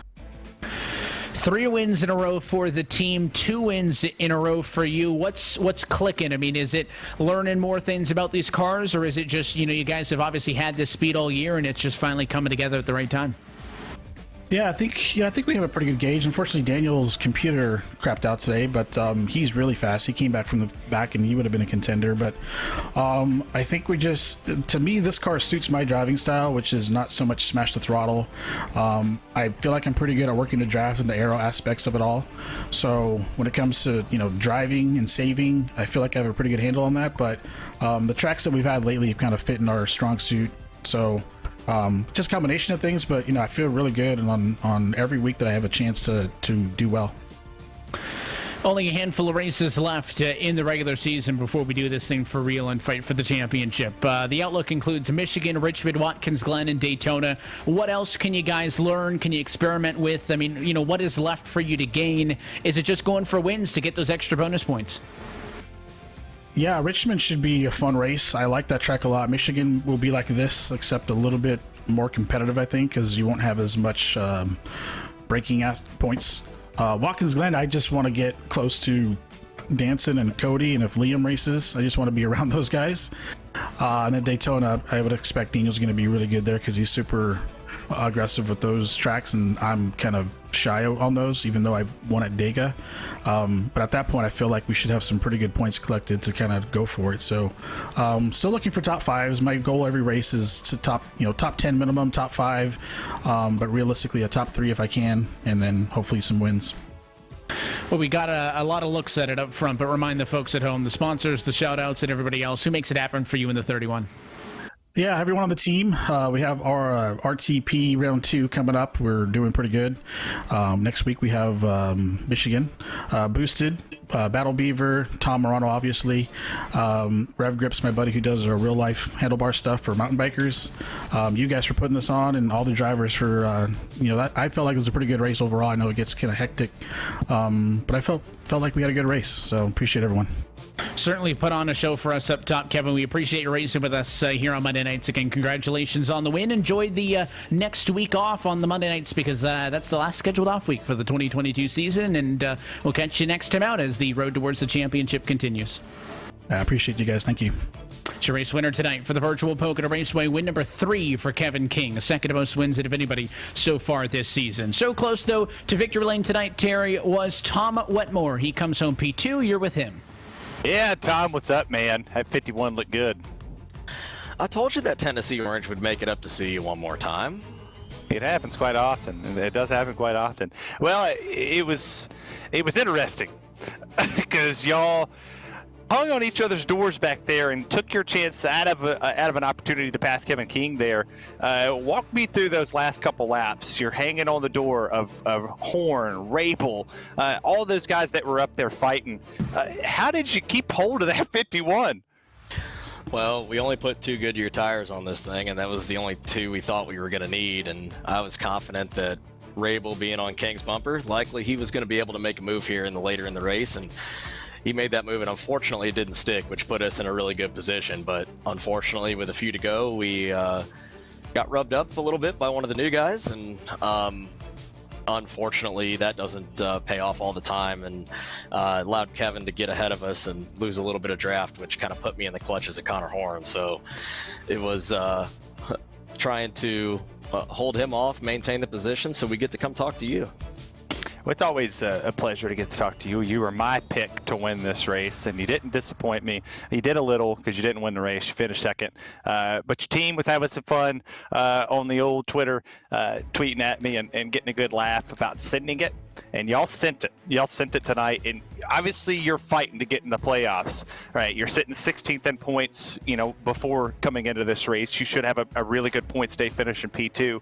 What's your mindset here going in, knowing that there's not a whole lot of chances to get there, and you don't really have that big of a mountain to climb to work your way into a playoff position on points? No, it's a great point, Terry. And unfortunately, the beginning of the season was a little bit of ups and downs, and the downs being 30th place finishes and DNFs, which really cost us a lot in this Tube Tech Camaro. But the guys at Garage Moon Power out of Atlanta, Georgia, put together a heck of a car and were able to bring speed every week. But the second half of the season is really about closing it out and trying to put together those strong top 5 finishes that lead to good points days. And good points days lead to playoffs, and playoffs hopefully lead to bringing home a title belt. But you got to get there in order to play ball, and we weren't there in the first half of the season, but we're trying to start to get there in the second half of the season, and hopefully tonight's a good base point for that. And I got to thank all the guys like at RAL Revenue Services and Forlex Bowman on Twitch that really help us be able to put this race car on track. But it's not gonna lie, it's not without a challenge when you're racing with some of the fastest guys in the world, with Kevin King and Connor Horn right behind me there. I mean, it sure is a heck of a challenge here. Yeah, I like it. You got a lot of sponsors out there. You got a lot of fans that tune in to watch you race. Anybody out there you want to talk to? Yeah, I mentioned a few of them, but want to give a shout out to the guys over at AutoWarrantyUSA.net. They're actually moving their headquarters out to Phoenix, Arizona this week. So if any of you guys are in the Phoenix, Arizona market and looking for a little bit of extended coverage on your automobile, those guys will be happy to help you out there. But unfortunately, we couldn't conquer the triangle tonight, so the Pythagorean theme lives on, one we can't seem to conquer. But this number 51 Chevy hopefully be back and get to battle Connor Horn, and I think next time maybe he might get me. Who knows? Well, I just thought I'd let you know that your car extended warranty has expired, and we'll let you know. But ladies and gentlemen, that's Tom Wetmore, P2 here tonight for the Roadhouse Motorsports team. Tom, we'll see you in 2 weeks. I've got Connor Horn coming up too. He gets to talk to old T-Dog up here in the chat. Connor, that 67 machine looked bad fast, my friend. It looked great on the track with the Martin Sports logo back there. A little bit of bias to that one, but those colors matched perfectly and a podium finish, and you get to talk to I would say the most entertaining guy in broadcasting. Yeah, that's pretty fun. I guess it's fun to talk after the race. It wasn't really fun being in the race. It was just so frustrating. Those final 15 laps or so were just so annoying. I had fresher tires, but track position's all that mattered. You're able to take 2 tires, and you got one pretty fast driver on 2 tires, and then the rest kind of don't know what they're doing, and you let that faster driver get away. I mean, Kevin. And they weren't even defending for Kevin. It just worked out that way. Couldn't get by Tom. I tried everything. I thought Landon would push me by. For some reason, he didn't work with me. We worked up to 3rd and 4th, and then when it was time to get by Tom, he decided to race me. So pretty upset with him on that. Was upset with Tom kind of walling me out of the tunnel turn the one time. It was just a cluster back there, like 3rd to 10th. It was just really dumb racing. I hate how the draft is, but On the positive side, we ran top 5 most of the race. Pit with like 40 to go to see if it went green from there. I think I could have made it on fuel. That got dashed in 5 laps because people kept wrecking there. And got the lead, and then they wrecked again. And obviously I should have taken 2 tires. If I knew they were going to be wild and trying to go 4 wide like that every corner, I would have taken 2 tires and stuck up there with Kevin. But unfortunately that wasn't in the cards. Hey, that's the first time I've heard somebody come into the broadcast booth and just be mad. I like it. I like the passion behind it. But the 67 machine, you talked about it. You were fast.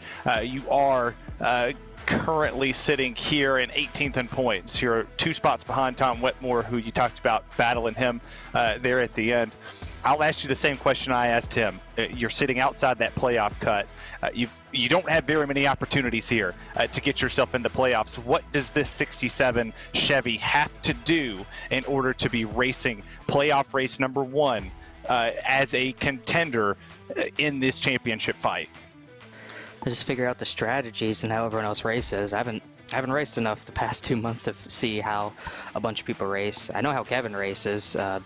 I sort of know how Jeremy races. Andrew I've raced with for a while in this league. Just got to get used to how to race people, when to race hard, when to save the tires, when to push the tires, when to take 2 tires, when to take no tires. Just got to figure out how to keep track position, because it just seems like with these cars, that's all you really need.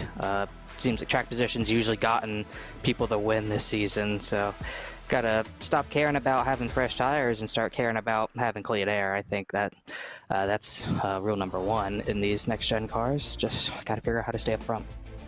Well, you got any sponsors out there you want to talk to, any fans, anybody you just want to say hey to, and if you want to ruffle a couple feathers, you can do that too. My feathers are ruffled right now. Just it was just so frustrating those last 10 laps, but Christian Budd, who's been building my Road to Pro sets, shout out to him. Brandon Coppinger, Connor Hill, who was helping out with me before Pocono. Just I want to thank those guys, and just really been trying to figure out these cars, these next-gen cars. I'm not there yet, but got them over top 3, so that's positive, I suppose. Always a positive. Connor Horn, thank you so much for coming up here and talking to me. Congratulations on P3. We'll see you in 2 weeks in the next RSR race, man. Thank you. Appreciate it, man. See you, brother. Evan P., that's your 2nd and 3rd place finisher here from the Pocono Raceway. It's time to wrap this gravy train up and take a vacation on a Monday. Listen, you better enjoy it because as I warned Kevin King, that is it. Then it is 14 straight weeks of full throttle Real Sim Racing Cup Series action here on RaceSpotTV through the championship. So enjoy next Monday, but I think we all need to take a collective sigh of relief and regain our composure after that one, especially how that one ended. Absolute crazy racing. I would not have expected the race for the win to be the dud at the end, right? I mean, Kevin King all of a sudden pulls away, but midfield, it's a miracle they were able to go that far to the end. And great racing, frustrated drivers at times, but listen, paid the bills, right? Fans tuned in, sponsors liked it, everyone tuned in happy. I mean, that was a crazy race. That's what you want. And it got sloppy at times, but up front, you're seeing the best of the best, throwing it 3 and 4 wide. I got nothing else I could have asked for out of a Pocono race, which again, admittedly, every time I go to Pocono, I'm not always that hyped. Pocono's not my favorite track. That was a really, really good race. Yeah, and I brought a little prop. You can tell something's missing back there. So a lot of these drivers at the end of this, it was getting popped, like the old targeting rule. Popped in the head a little bit. And some of these drivers at the end of it could have used this helmet to put over their head because they took a virtual butt whooping. Coming up past the start-finish line, punting people. They didn't care. They're out there throwing haymakers like Undertaker at WrestleMania. Nobody cared anymore. So coming in these 14 weeks, you talked about it's got a long way to end this. There's a lot of new guys that ruffled a lot of feathers out here. There's a lot of drivers who's been here all season long. It's ruffled a lot of feathers here. And like The Rock says, sometimes you got to lay the smack down on somebody's candy butt. We'll see who takes this 1 week vacation off and comes back all happy and whatnot. But we're going to see some drivers that are still a little mad. They're going to come into that next race and just maybe sock somebody one. Yeah, you know, Discord might be fun tonight with some of the discourse, but they're going to settle down a little bit, but I think they're still going to be thinking about this when we come back in 2 weeks' time. Michigan up first, but Terry, give me an overview, right? We're going to Michigan, but then Richmond, Watkins Glen, Daytona, 4 very different tracks to close out the season. Another repeat winner tonight, so those points-paying positions stayed open in the championship, but this is going to be a knuckle fight all the way down to the end of this championship. And just to get into the playoffs, I mean, there are so many big names that are just below the cut that had a good points night tonight. That's going to improve things for them. But also, Daniel Eberhardt, we referenced it earlier tonight. He got to get to the top 25 in points if his win's going to count. He DNFs with a computer issue. So Eberhardt even further in jeopardy of not making it. A lot is going to happen in the month of August. Well, I'm going to give you a hot take, and this isn't a prediction. This isn't a wild guess. This is a spoiler first-time winner at Michigan.